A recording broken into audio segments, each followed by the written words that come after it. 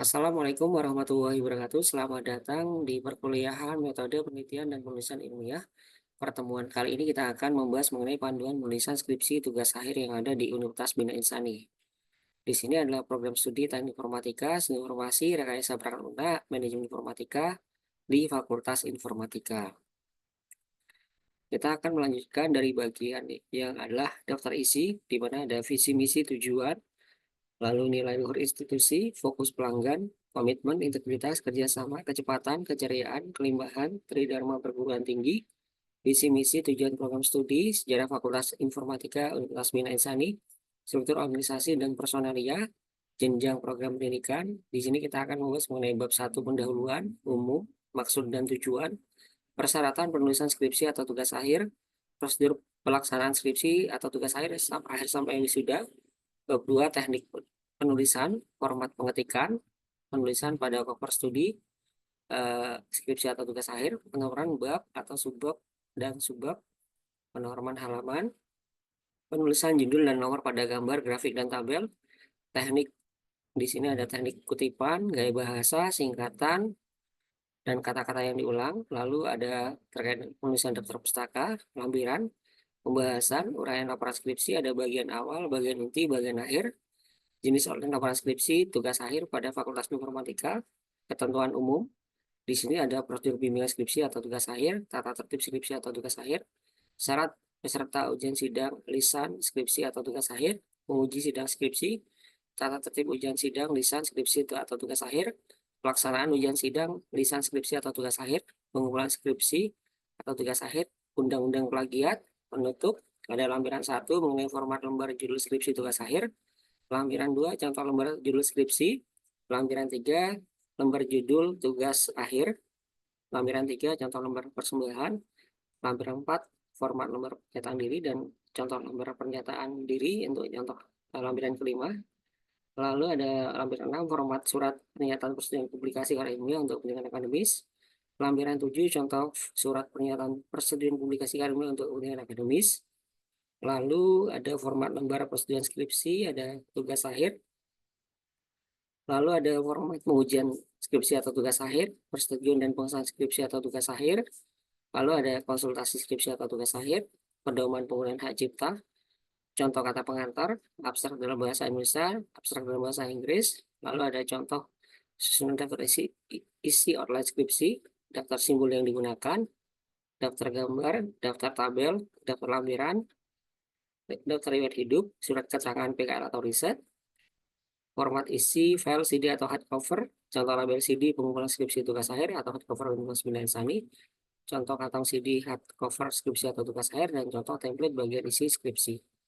Adapun lampirannya di sini ada terkait dengan laporan lembar judul skripsi, lembar pengesahan, pernyataan diri, pernyataan persetujuan, lalu ada perjanjian dan kuncian skripsi dan tugas akhir, ada lembar konsultasi skripsi atau tugas akhir untuk dosen pembimbing, lembar pedoman penggunaan hak cipta, daftar simbol yang digunakan, daftar tabel, lalu ada daftar lampiran, contoh daftar riwayat hidup, contoh slide catatan PKL atau riset, contoh format isi CD hardcover, contoh label CD pengumpulan skripsi atau tugas akhir, contoh CD hardcover atau skripsi tugas akhir, lalu ada contoh tertib bagian isi skripsi.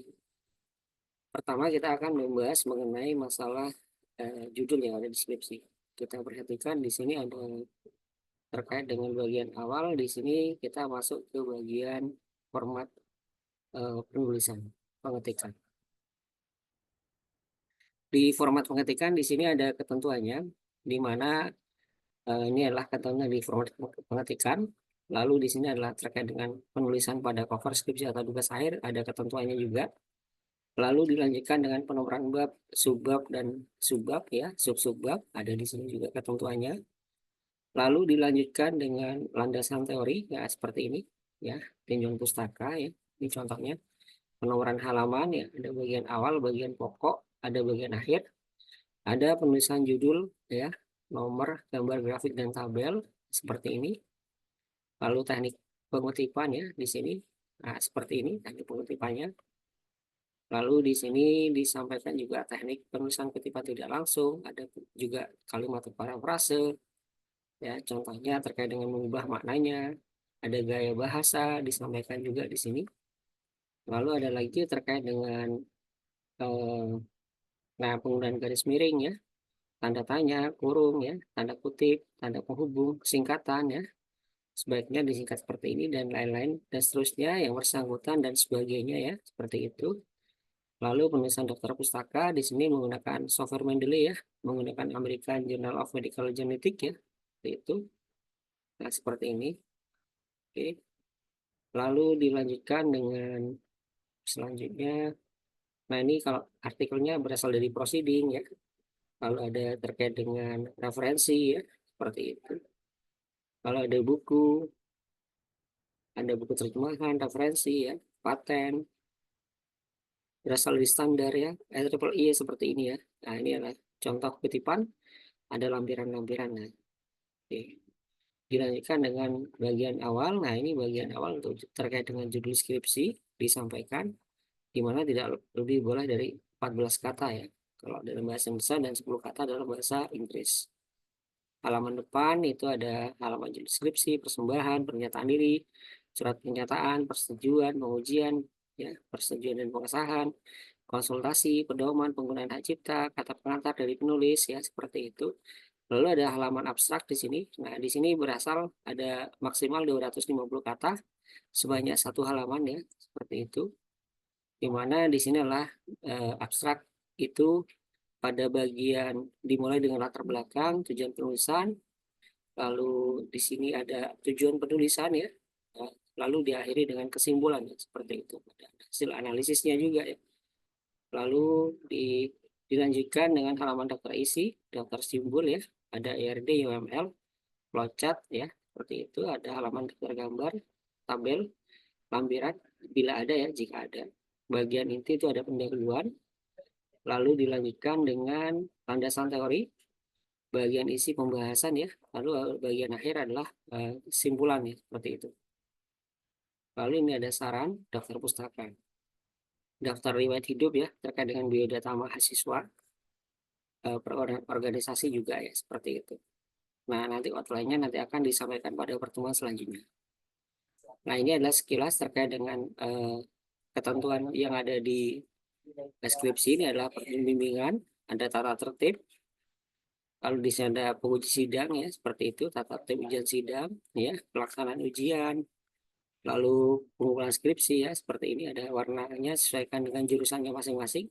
Jika TI nanti covernya warna hitam ya, seperti itu. Undang-undang plagiat, nah ini ada disampaikan ya, seperti itu. Nah, ini adalah contoh penulisannya menggunakan huruf V ya, seperti ini.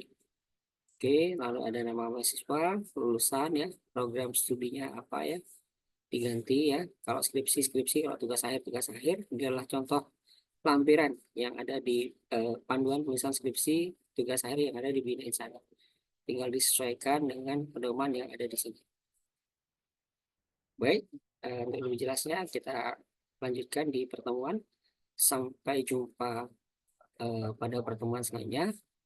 Saya akhiri, terima kasih. Wassalamualaikum warahmatullahi wabarakatuh.